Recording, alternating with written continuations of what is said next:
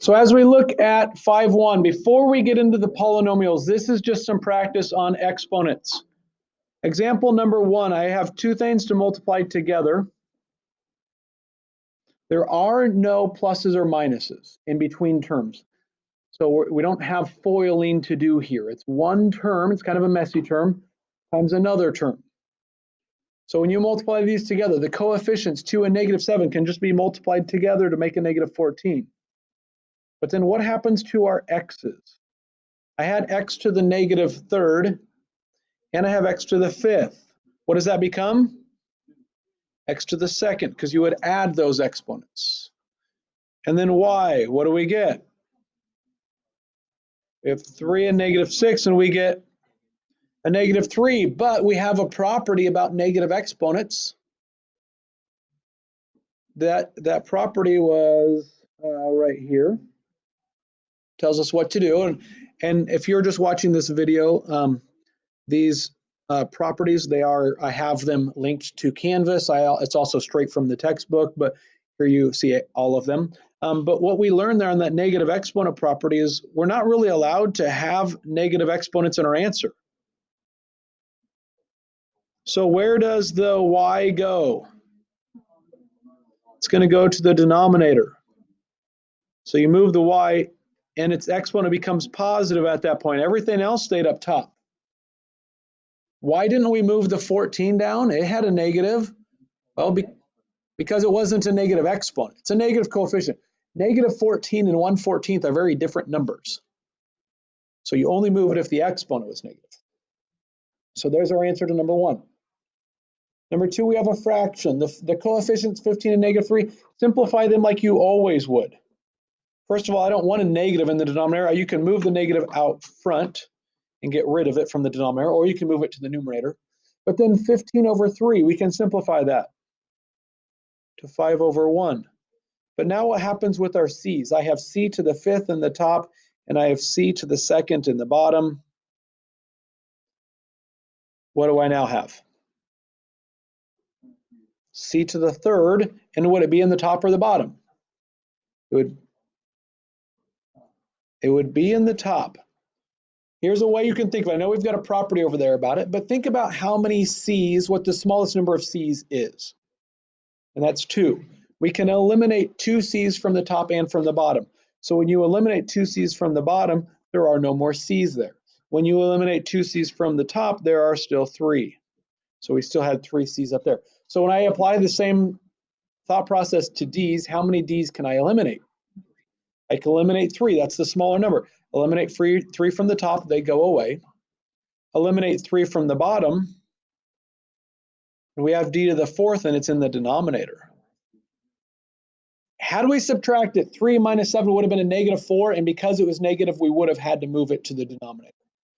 But if we think of it this way, think of just eliminating 3 from both, we already know it's going to be in the denominator. I think it's a little faster that way. So there's our answer for number 2. Number 3, I have a bunch of things inside of parentheses and then an exponent outside of that. We see that we have to apply that, we have to basically distribute that exponent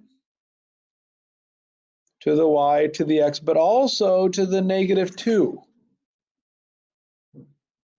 Don't forget about the -2. It does become multiplied to the exponents that were there, but what happens when you take it to the -2?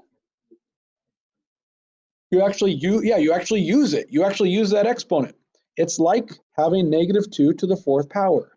You don't multiply it to the -2.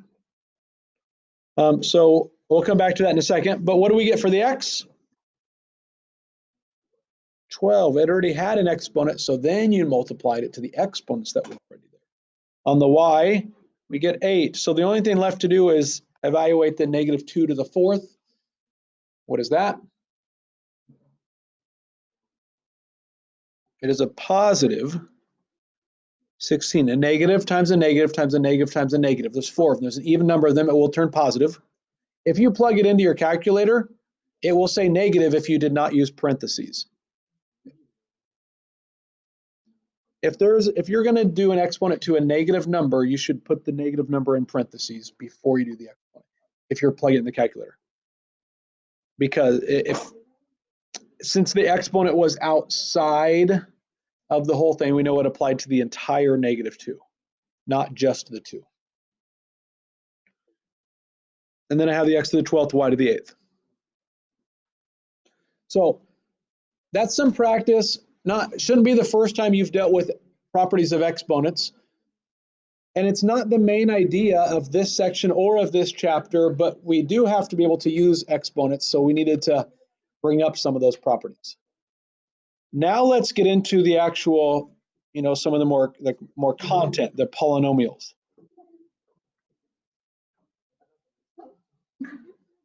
Those are just properties of exponents. You have to be able to do that. And because we introduced it, there's a decent chunk of this section that deals with it. But the section title is operations with polynomials. So we have to be able to do some operations. So first of all, a polynomial. Polynomial we said was multiple terms. So examples of polynomials. So 2x squared minus 3x plus 5. That's an example of a polynomial. Hey, isn't that something we just did last chapter? Quadratics. Yes, absolutely. A quadratic is a polynomial. But then it goes beyond that. We could have bigger exponents. 4x to the third minus 2. I was trying to combine numbers, I guess. Whoops. That would be an example of a polynomial. Negative 5x to the 6th minus 7x plus 4 would be an example of a polynomial. 4xy to the third minus 2xy minus 7. Those are all some examples of polynomials. Let me show you what some non-polynomials would be.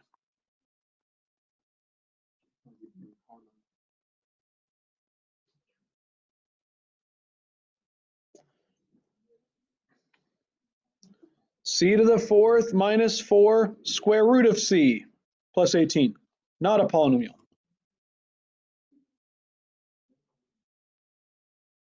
X to the 2nd minus 3x to the negative 1 plus 7. Not a polynomial. 4x over 3y plus a 6. Not a polynomial. I can, of course, give an infinite number of examples and non-examples, but polynomials are generally fairly clean, would maybe be a good way to look at it. We won't have weird exponents. We won't have negative exponents. We'll probably have variables. The variables cannot be in the denominator. You can have a coefficient that has a fraction. You can have like 2/3 x plus 1. That's perfectly fine because the x is not in the denominator. You can't have 2 over 3x plus a 1. That would not be a polynomial. You could have a square root if it's a coefficient, square root of 2 times x minus 3, but you can't have a square root on your variable. You can't have like 5 square root of x. That would not be a polynomial. So coefficients can have fractions and can be square roots, but the variable itself cannot. You can have multiple variables, like this one here has x's and y's. That's fine as long as they're not in the denominator. Now, degree of a polynomial is also discussed. The degree of a polynomial is the largest exponent, is a simple way to say it. So on the first example I have, what is the degree of this polynomial?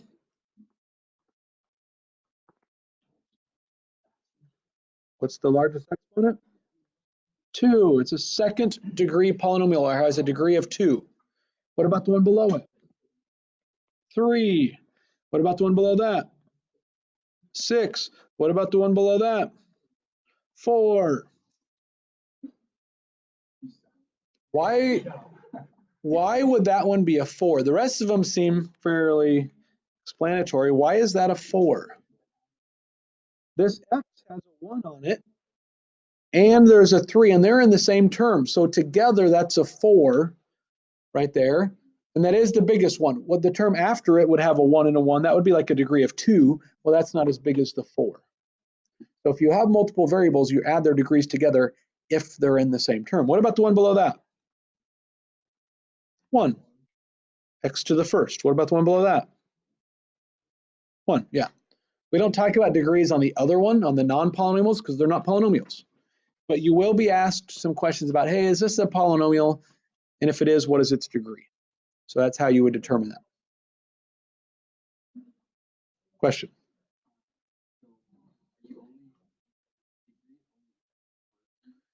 So the question was, is the degree the first exponent, the first set of exponents? It's the largest one. Usually we like to write polynomials in descending order, so the largest degree first and then work our way down. So it's very common that you'll see it as the first thing. But if someone put it out of order, if they said 2/3 x plus 5x to the 5th minus 3x squared. Is that a polynomial? Yes. What is its degree? 5. So be the largest one. That one wasn't written in descending order. We like to descend the exponent down, but you might see it out of order. I think on the problems where they ask you if it's a polynomial and what the degree is, they may not be in order. But aside from that, we usually write them in order. All right, now let's actually do our operations. Let's use our polynomials to do operations. The good news is the easy operations show up today. The tough operations are tomorrow. And that's Mrs. Logie will be here as a sub, but I will probably also make a video as well if you need to refer to it.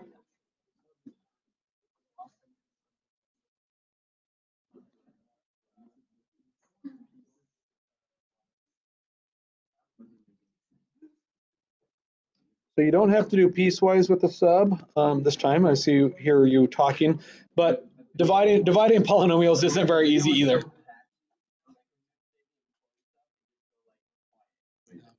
Well, dividing polynomials is not a lot easier. Maybe a little. Mrs. Logie will help you out though. She might go fast, but she'll know the material. Okay, here we go. Sorry for the people listening on the video, you had to hear our banter, but here we go. We're simplifying. It's just combining like terms is all it is. So it is subtraction. Make sure you don't forget it's subtraction as we go through.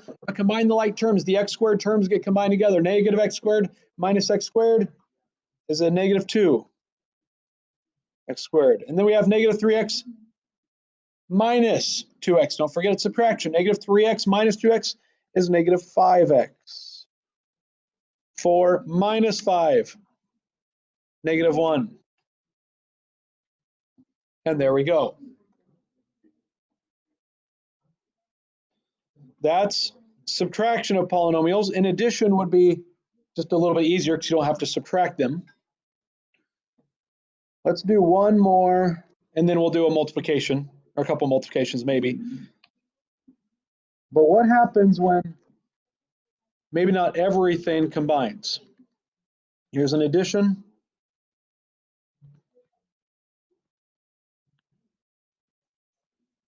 Combine like terms, and we want to put it in descending order. We like the largest exponents first. So the largest exponent here is x squared. So I want to stick with the 3x squared term first, and there are no other x squareds.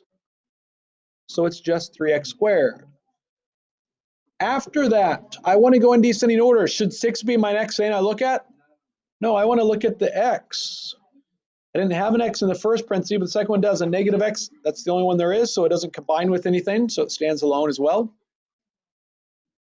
And then lastly is the constant. I do have a constant in both of them. Negative 6 plus 1 becomes negative 5.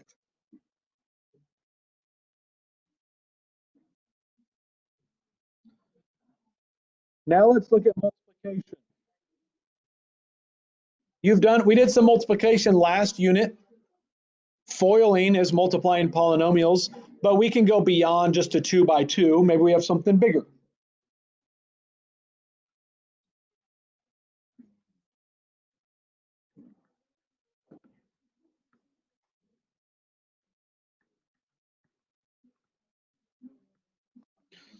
So FOIL is an acronym. It stands for first, outside, inside, last. It assumes there's only a 2x2. This is a 3x2.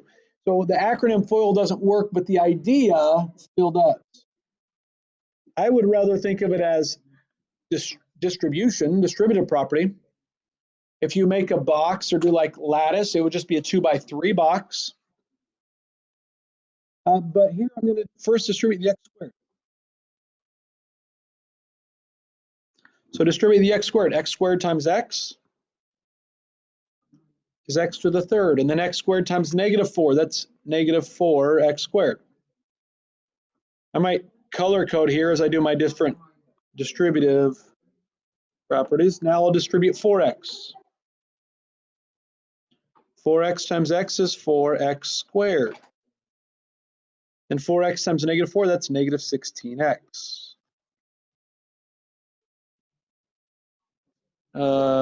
Let's go with, okay. Now let's distribute 16. 16 times x. And then 16 times -4, -64.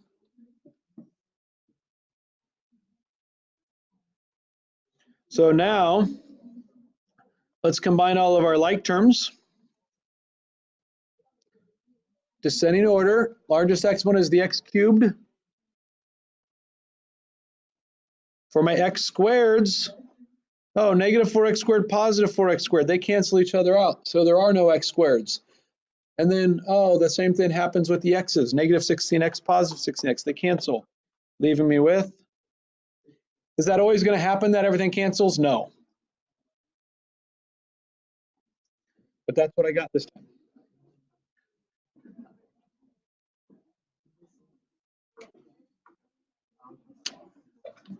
So that's really what you need to know for this section.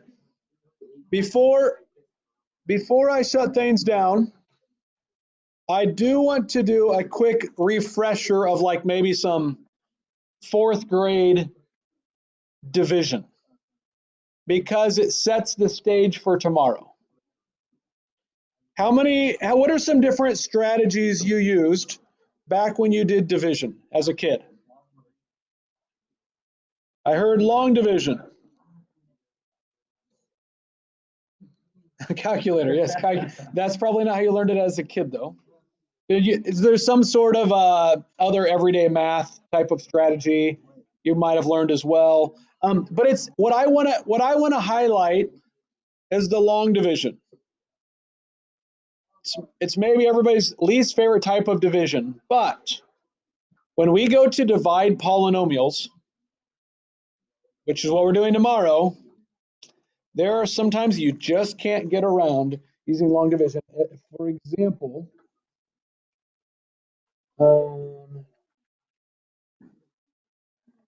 there are some ways we can do a shortcut them. Fortunately, most of tomorrow's assignment, there is a shortcut, but not all of it.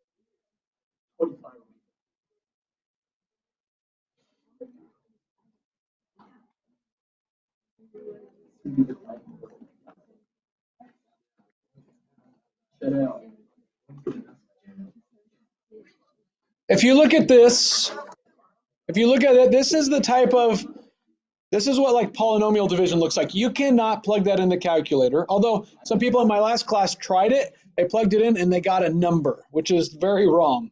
And every time they did it, they got a different number, because I think it just used whatever number you used last in its calculation or something. I don't know. No, it's your answer will be an expression. Your answer will be an expression. So plugging in your calculator is not going to work. You will have to use long division, and that I'm not going to discuss how to do that today. That's tomorrow. Whoops, pick up my eraser. But just as a quick reminder before you get to tomorrow, how do we do division back in like 4th grade? How did we do long division? You would have,